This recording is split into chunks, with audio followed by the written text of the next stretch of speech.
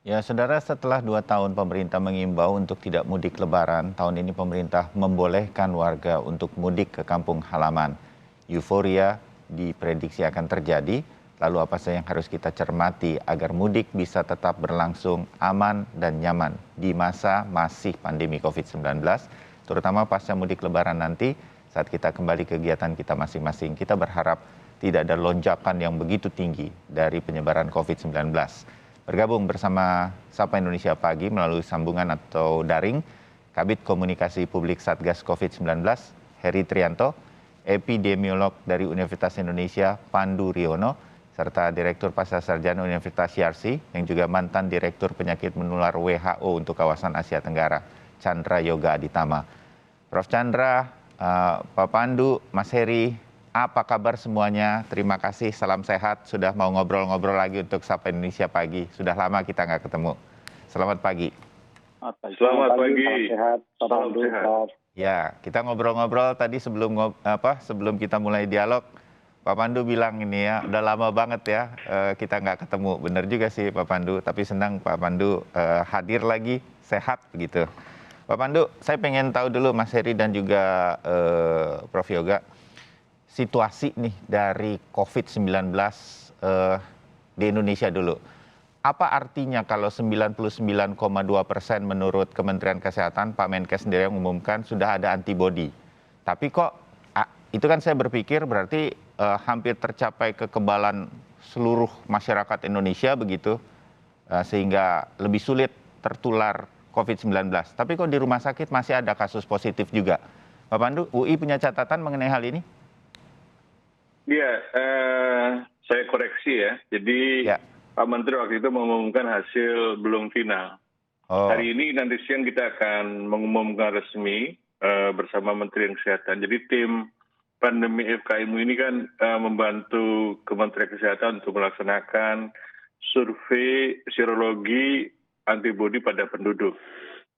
Nah, pada bulan Maret ini ada permintaan khusus dari Pak Menteri Budi Gunadi supaya kita bisa merencanakan survei untuk mengukur antibodi di penduduk wilayah asal mudik. Karena itulah kita merancang survei di 21 kabupaten kota yang kita pilih secara purposif, tetapi itu bagian daripada subsampel survei serologi nasional di bulan Desember, sehingga kita bisa mengukur apakah penduduk di wilayah mudik terjadi peningkatan antibodi. Ternyata hasilnya cukup tinggi, cukup menggembirakan bahwa proporsi penduduknya, saya koreksi, nggak 99 tapi 93%. Ya kan? 93%. Oh. Ya. Dan artinya ada peningkatan 6% lah dibandingkan sejak Desember. Jadi dalam waktu 3 bulan terjadi peningkatan 6%. Dan yang paling penting adalah itu kan jadi kualitas. Kita kualitasnya itu adalah kadar antibodi. Ternyata median antibodi yang pada waktu bulan Desember orang yang sama kita ukur pada bulan Desember, kemudian kita ukur lagi di bulan Maret, itu tadinya sekitar 434 unit daripada per mililiter, itu meningkat 10 kali lipat, 5.698. Jadi kalau kita analisis lagi, sebagian besar peningkatan itu terjadi karena vaksinasi booster. Jadi itu yang membuat pemerintah jadi meneruskan booster sebagai ikhtiar untuk meningkatkan imunitas penduduk, benteng-benteng pertahanan dalam menghadapi lonjakan. Kalau kita longgarkan, kalau mudik dibiarkan, karena akan terjadi masif mobilisasi penduduk dan juga akan terjadi kerumunan akibat silaturahmi dan halal bihalal dan sebagainya, walaupun prokes tetap dianjurkan, tapi kan seringkali itu tidak dipatuhi. Sulit dengan demikian, kita untuk mengawasinya. Dan dengan demikian pemerintah sangat percaya, tidak ada penyekatan, tidak ada ini dan sebagainya, bahwa walaupun terjadi perubahan adanya dinamika mobilisasi akibat mudik, dampak buruknya kecil. Dan kasus-kasus itu sekarang trennya turun. Yang terjadi adalah pada penduduk yang belum lengkap divaksinasi atau ada yang komorbid. Ini jadi penting gitu bahwa ternyata upaya yang berbasis ilmu pengetahuan dengan meningkatkan imunitas penduduk itu berhasil meredam dan menurunkan lonjakan akibat Omikron, walaupun sudah ada Omikron BA2 yang sekarang menjadi dominan, walaupun BA3 dan BA4 yang kemudian walaupun belum ada di Indonesia, tapi kita melihat bahwa dominasi Omikron BA2 itu ternyata tidak bisa menahan laju penurunan kasus, laju penurunan hospitalisasi, dan laju penurunan angka kematian. Ya, oke, terbayang. Terima kasih. Jadi dari hasil survei di Universitas Indonesia ini, Pak Pandu, yang melakukan Kemenkes bersama tim pandemi FKM UI. Oh, oke. Berarti pada intinya vaksinasi booster ini sangat berpengaruh. Mudah-mudahan masyarakat bisa menerima ini. Nah, saya ke Mas Heri sedikit. Mas Heri, kasus turun di kota-kota besar yang saya yakin vaksinasinya aksesnya cepat begitu ya. Taruhlah Jakarta dan kota besar lain. Atau sebutlah kota dan kabupaten asal pemudik yang menjadi responden dari surveinya Pak Pandu dan kawan-kawan begitu. Apakah kasus juga turun di kota-kota tujuan mudik? Saya berpikirnya apakah di daerah-daerah yang vaksinasinya tidak bisa secepat kota besar begitu, bagaimana kabarnya? Apakah juga ada penurunan yang cukup drastis juga dari kasus penularan COVID-19? Mas Heri. Ya, kalau kita lihat angka harian, memang semua daerah juga mengalami penurunan yang cukup signifikan gitu, baik dari penularan harian maupun tingkat hospitality rumah sakit kayak gitu ya, tingkat keterisian rumah sakit, di mana waktu puncak Omikron itu ada 36.000 pasien gitu yang dirawat di rumah sakit, dan sekarang tertanggal kemarin atau 17 April ya, yang data di saya itu hanya sekitar 3.000 pasien yang ada di sana.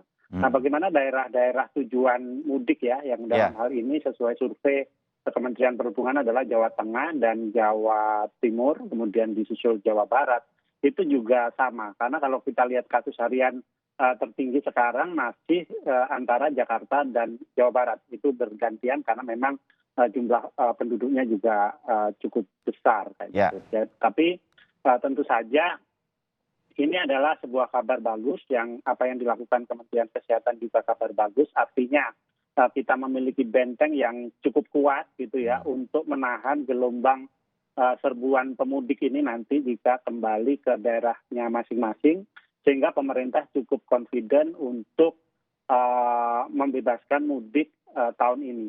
Tetapi tentu saja hal-hal sikap-sikap konservatif harus tetap kita pertahankan dengan kita tetap berusaha waspada ya. Terutama tadi Pak Pandu menyinggung bagaimana kelompok komorbid atau kelompok rentan yang biasanya adalah kelompok-kelompok lansia ini harus secepatnya mendapatkan perlindungan. Memang hasil survei serologi udah 93% tadi dikoreksi Pak Pandu ya, dari 99% itu. Tetapi kalau kita lihat data statistik berapa jumlah lansia yang sudah divaksin lengkap misalnya di Jawa Timur, itu angkanya dalam 1 bulan terakhir ini bergeraknya pada sangat lambat gitu ya.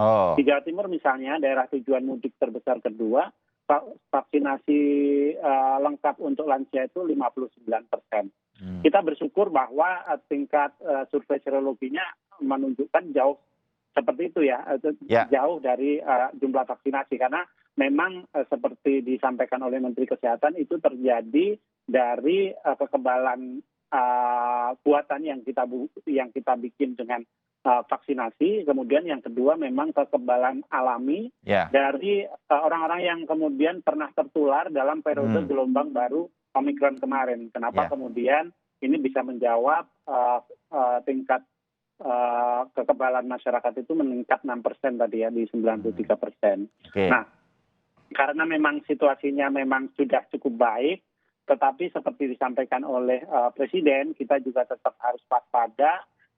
Tidak ada salahnya dan memang harus bahwa kepatuhan terhadap protokol kesehatan itu masih menjadi kampanye besar karena memang kenyataannya pandemi itu masih ada sehingga kewaspadaan kita juga harus tetap berada pada level sebelumnya. Oke, ya.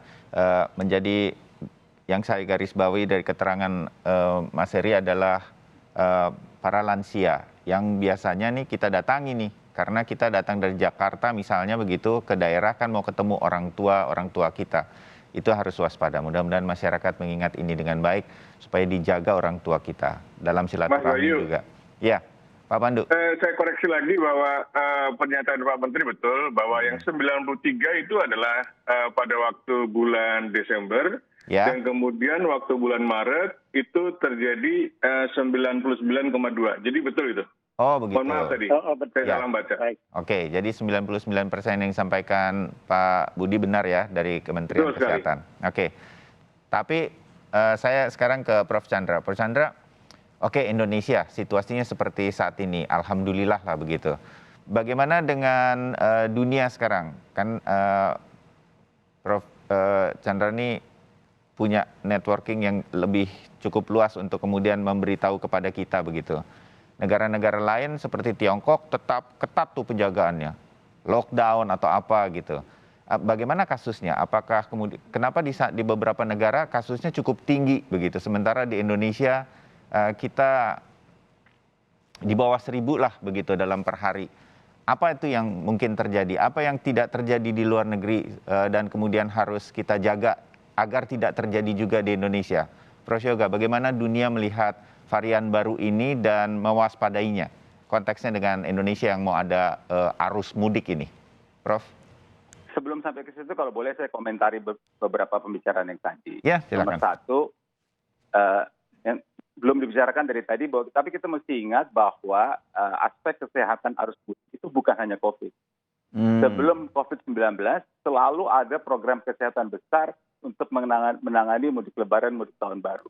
Dan jumlah korban sebelum ada COVID juga cukup besar, gitu ya. Jadi saya mengusulkan selain bicara siap mudik tetap waspada COVID, tapi kita juga harus mudik yang sehat, kita harus jaga kesehatan, seperti Presiden sampaikan, jangan mudik tanggal 28, kalau saya boleh tambahkan sedikit, jangan balik ke kota besar tanggal 8 semua, karena tanggal 9 masuk, tanggal 8 semua, tanggal 8 bisa terjadi kemacetan panjang, berkendara hati-hati, setiap 4 jam berhenti, kalau bawa anak, jaga barang bawaan dan sebagainya, di jalan jajan hati-hati, jangan kena hipnotis, hal seperti itu dampaknya besar sekali. Jadi itu tolong juga dijaga. Itu nomor satu.